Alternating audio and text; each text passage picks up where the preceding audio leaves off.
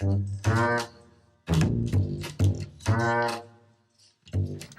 Internet, and welcome to The Nest. It is BigWing Interactive's monthly show about everything under the sun digital marketing. My name is Kellen and I am a social media specialist here at BigWing Interactive.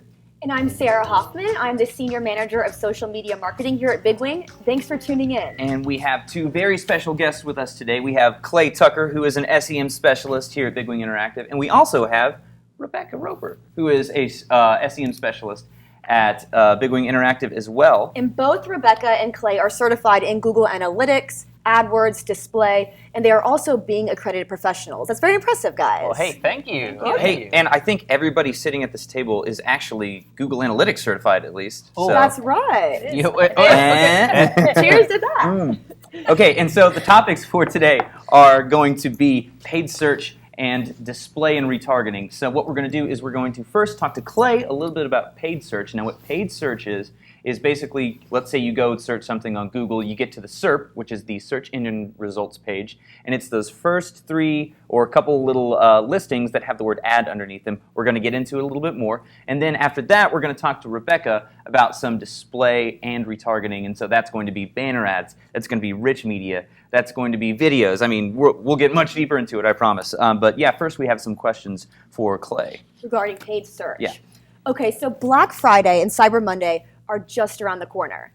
So if I had a business and I was just breaking into paid search for the first time, Clay, what are 2 tips I should consider this holiday season? Okay, well, for the holiday season, you're going to want to know that things are going to cost a little bit more than they usually do. A lot of people are going to be wanting to show this time of year, and they're willing to fork over a little bit more money. So I would say have a larger budget.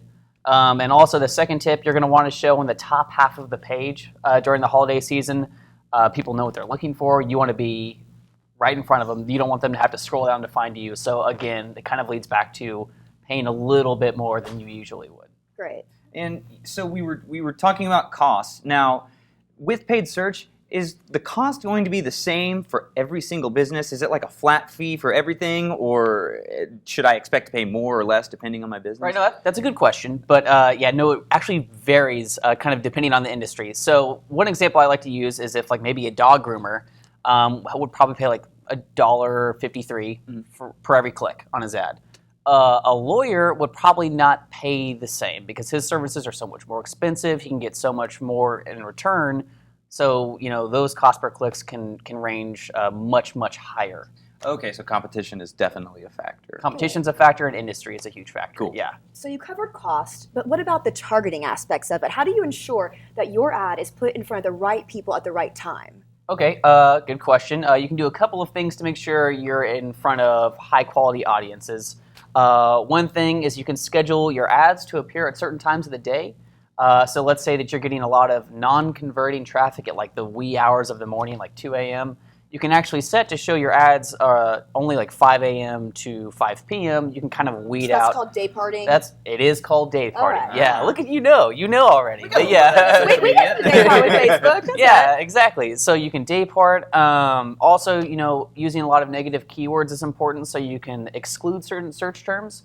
So, you know, you don't want to be showing for certain searches. That's also another way to kind of put your ad in front of. So those would be called negative keywords? Yes. Awesome. Yeah. Okay. And so there are a lot of ways to advertise in digital media marketing. Would there be some times that paid search actually wouldn't be the best idea, or maybe a business should go for something different?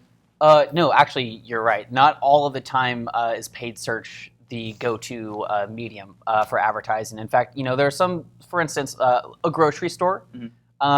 They usually don't do paid search. I mean, unless they do some type of delivery. I mean, there's not really any need for them to pay for an ad to be clicked on. The user will go to the site. But what are they going to do there? You know, unless they have any kind of e-commerce set up on their site, yeah, I wouldn't recommend paid search for certain industries.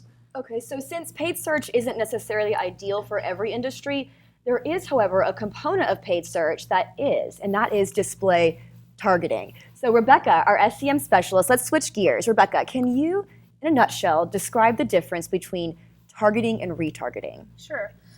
Targeting allows an advertiser to show custom ads to potential customers online. Right.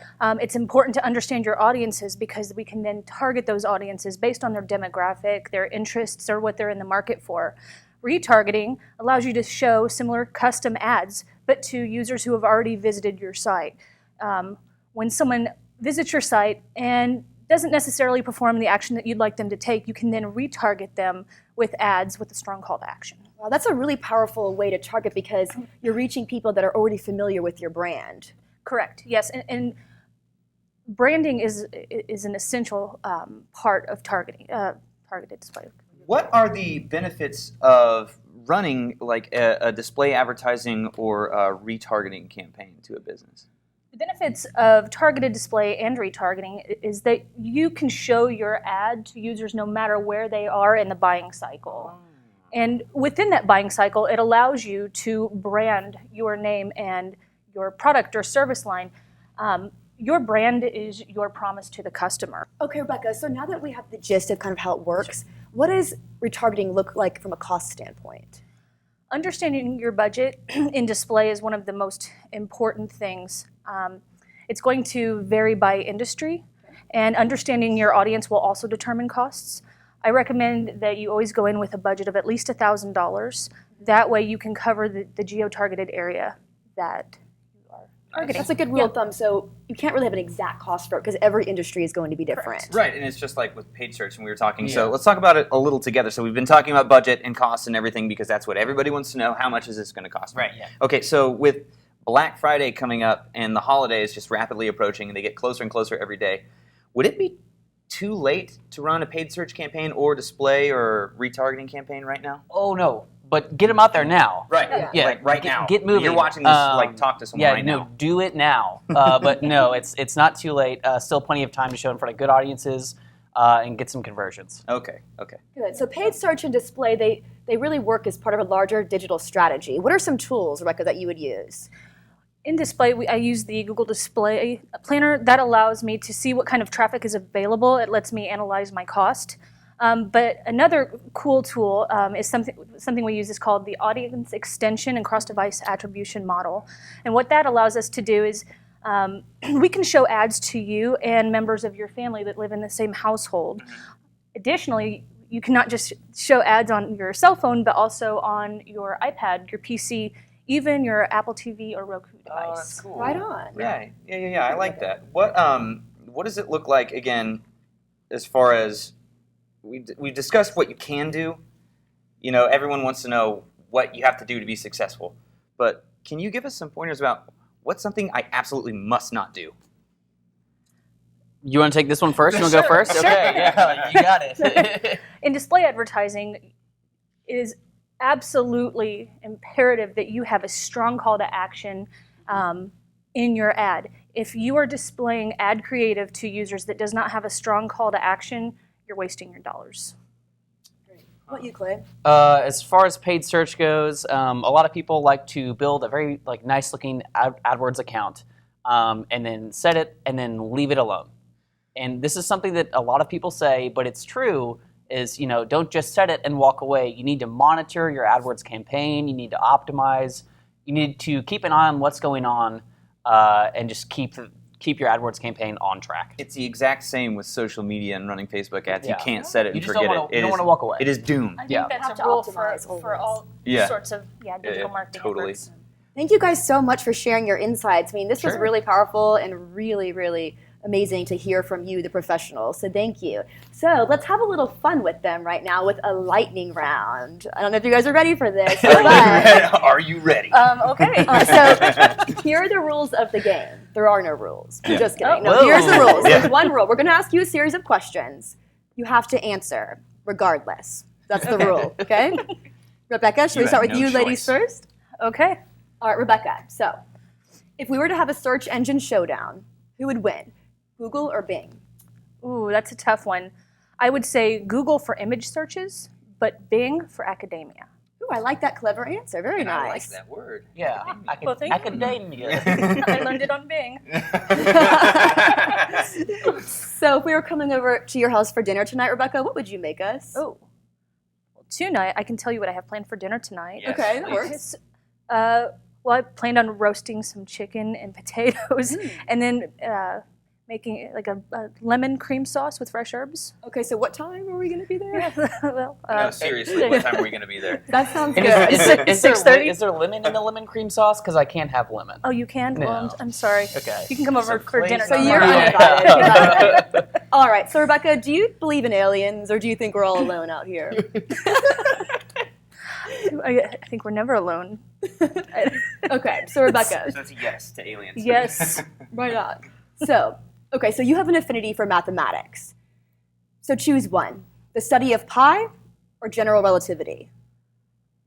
General relativity, hands down. Why? Pi is irrational. That was definitive. That was a definitive answer. And you don't really seem like a sweets person, so like, that makes sense. All right, we'll go with Einstein on that. Thanks. Lemon cream pie? Yeah, Clay? well, not for this guy, but Okay, last question. If you could describe Clay, your partner in crime, using one word, what would it be? Just one. One word. I would say driven. Clay's very Wow, driven. okay. He's that. always pushing himself to learn more, always to be at the forefront of paid search. Wonderful. Oh, gee, thank you. Pretty good, Clay. You earned it. Clay, I've got you. All right, Here we go. All right. Lightning round with Clay. Okay. You get on the Price is Right to the Showcase Showdown. You are allowed to bid on the first showcase. Do you bid or do you pass? I bid. Fortune, All right. fortune favors the bold. Wow. Okay. Okay. Who is the coolest elf in Middle Earth? That's going to be Elrond because he's got a great forehead. Okay. That is surprisingly accurate. Yeah. What was the last movie that made you cry? I only cried in one movie, and that was Air Bud. Nice. The Golden Receiver. Yeah. No, when he throws the basketball and tells him to go get it, just so that the dog he can run away from the dog. It gets me every time. Nice. What are we pan away from me right now? Don't look at me. What about what was the last great meal you had at a local restaurant? Ooh, I went to Taco Tuesday at Iguana Lounge. Yeah, Iguana Lounge. Yeah. Over off, like, 9th and Broadway. That was good. That's good stuff. Yeah, Yeah, I it's love pretty good. Taco Tuesday there. And last question: if you could pick two celebrities to be your parents, who would they be? Matt Damon and Ben Affleck. You know, and they were great in Good Will Hunting. I actually just watched that for the Yeah. first time, and I love that Yeah, movie. I just. Yes. Well, that's all the time we have today on The Nest. Thank you all so much for tuning in. We will be introducing the next month's topic on the social media realm and world on Facebook, Instagram, and Twitter. And Sarah, where can we find us? Yes, you can find us at BigWing Agency on Twitter, and you can follow us on Facebook, Instagram, and Pinterest. And don't forget to check out our BigWing blog. We have just launched a holiday marketing guide for this season, so you can get your ads in gear this season. You can find that blog at bigwing.com/blog. Thank you so much. And one last time, I want to thank Rebecca and I want to thank Clay for coming out today. Thank you all so much for your time. Yeah, thanks and for having us. as always, never stop learning.